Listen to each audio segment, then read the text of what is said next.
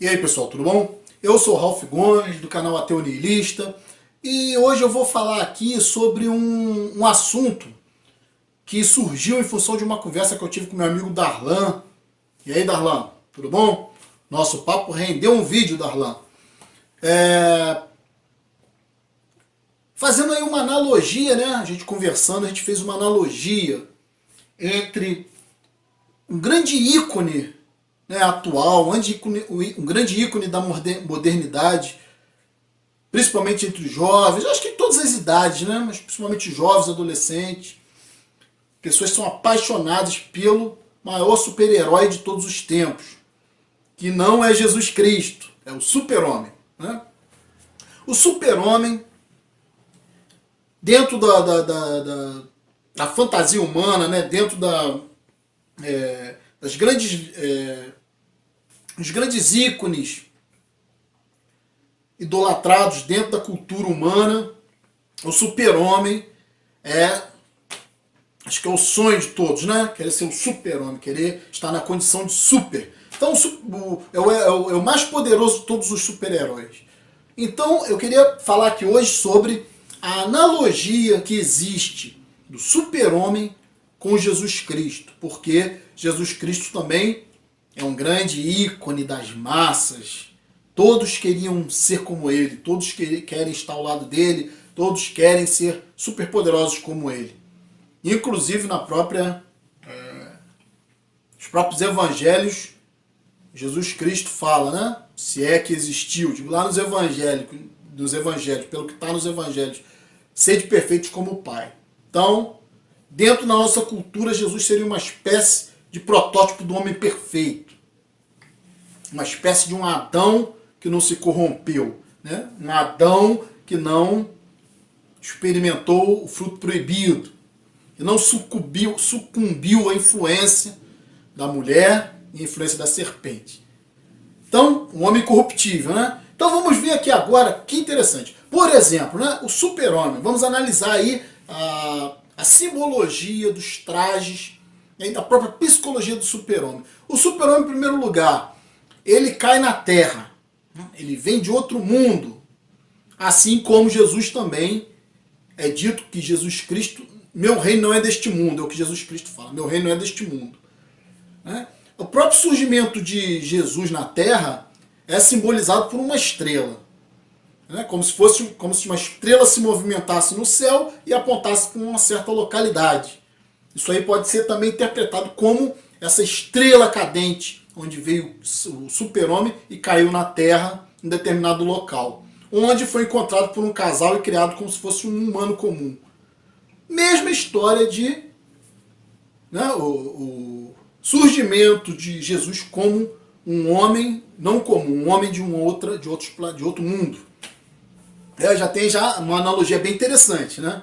Então o que acontece? Desde pequeno, Jesus sempre mostrou poderes. Sempre mostrou uma capacidade diferente do ser humano. Da mesma forma, o super-homem desde pequeno mostrava superpoderes. Superpoderes que ele evitou. Né? Ele teve uma fase da vida dele onde ele viu uma vida totalmente normal. Né? Boa parte a parte da adolescência, né? Do super-homem, ele passa como um ser humano normal. A partir de determinada idade, né, quando ele já está mais amadurecido, ele parte para uma missão em outro lugar. Né? Ele sai da sua cidadezinha natal e vai para outro lugar, sai do campo. Mesma história de Jesus. Né? Jesus começa seu sacerdócio aproximadamente aos 33 anos. E daí ele vai para o mundo, salvar os homens, né? Lutar pela salvação dos homens. Mesma ideia, né, do super-homem, que, apesar de todo o seu superpoder, se sacrifica pela humanidade. O super-homem ele não mente, né? O super-homem ele tem uma moral incorruptível, né? O super-homem ele não tem vida pessoal, ele abre mão da sua vida pessoal em prol de ajudar o ser humano e se sacrificar pelo ser humano, né? Sacrificando sua própria vontade, sacrificando sua própria individualidade, a mesma ideia do cristianismo. E agora vamos partir para a questão da iconografia, da simbologia, dos trajes. Isso é bem interessante, porque você veja bem, no passado, na iconografia cristã antiga, primitiva, principalmente dos católicos, Cristo era sempre representado com um coração, né? A forma que um coração no seu peito. Nós sabemos que o coração tem uma configuração triangular, né? Triângulo invertido. No peito do super-homem está lá, né? Um triângulo e um S, fazendo essa referência, né, a essa iconografia cristã primitiva.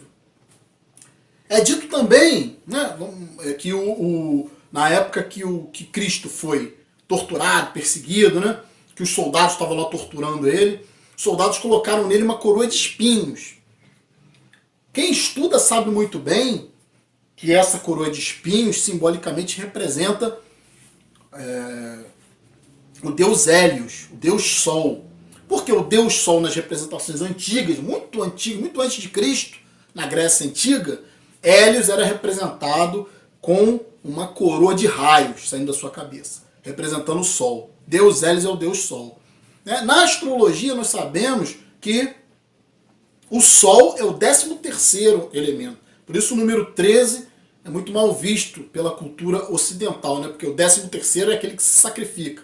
Né? Porque Cristo, nessa simbologia astrológica, é o 13º, é aquele que vai, né, para a crucificação. Né? Então, nessa simbologia, dentro do mapa astral, né, existe a chamada cruz, né, no mapa astral, cruz zodiacal, né, onde está colocado o Sol, ou seja, o Sol está crucificado na cruz, 13º elemento, né, e esse Sol ele faz um percurso por 12 casas, né, representando os 12 apóstolos de Jesus. Quem estuda sabe que isso aí, né, Jesus é um mito solar. Então é muito interessante se ver que essa coroa de espinhos que foi colocada na cabeça de Jesus, que tem referência com o Deus Hélios, Deus Sol, inclusive isso é visto até mesmo na Estátua da Liberdade. A Estátua da Liberdade ela foi feita em homenagem aos franceses que doaram essa estátua para os americanos, e ela foi feita em homenagem ao Colosso de Rhodes. O Colosso de Rhodes era uma grande estátua que existia lá na Grécia, em Rhodes, na cidade da Grécia, que era uma grande estátua que tinha um canal, né, que ela ficava exatamente com a postura da Estátua da Liberdade, né, como segurando uma lanterna, uma tocha, e aquilo ali iluminava, né, servia de farol para os navios. Depois houve um grande terremoto, essa estátua acabou sendo destruída por esse terremoto. Mas a Estátua da Liberdade ela foi feita em homenagem ao Colosso de Rhodes, na Grécia Antiga, né, que exatamente tinha... Era uma estátua em homenagem ao deus Hélios, que tinha na sua cabeça uma coroa de raios, né, que no cristianismo foi transformado em coroa de espinhos. Isso pode ser visto na Estátua da Liberdade. Né? E inclusive, um detalhe interessante é que o engenheiro que fez a Estátua da Liberdade, né, que estruturou, né, o projeto da Estátua da Liberdade, foi um maçom conhecido, que inclusive também foi o responsável pela Torre Eiffel, pelo projeto da Torre Eiffel.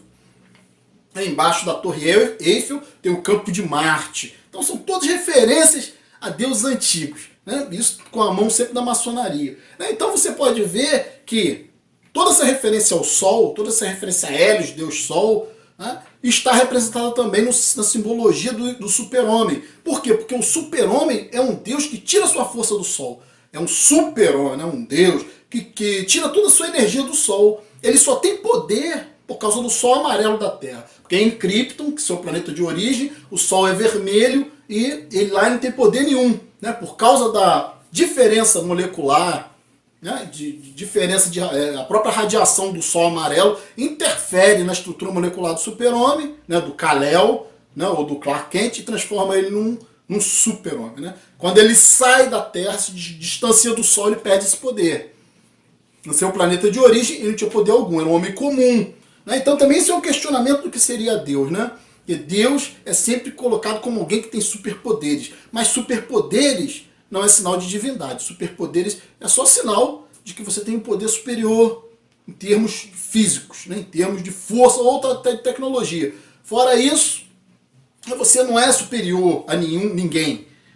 Você é igual a todo mundo, se forem tirados de você esses poderes. Então o que acontece? Também o super-homem tem uma capa vermelha. Então já tem essa referência ao sol, importantíssimo, também que faz uma analogia importante com Jesus Cristo, e também tem a capa vermelha. Quem conhece os evangelhos sabe, né, que os soldados, quando estavam torturando lá Cristo, antes dele ser crucificado, colocaram nele essa coroa de espinhos, mas também colocaram uma capa vermelha. E o super-homem usa uma capa vermelha, em referência também a Jesus Cristo.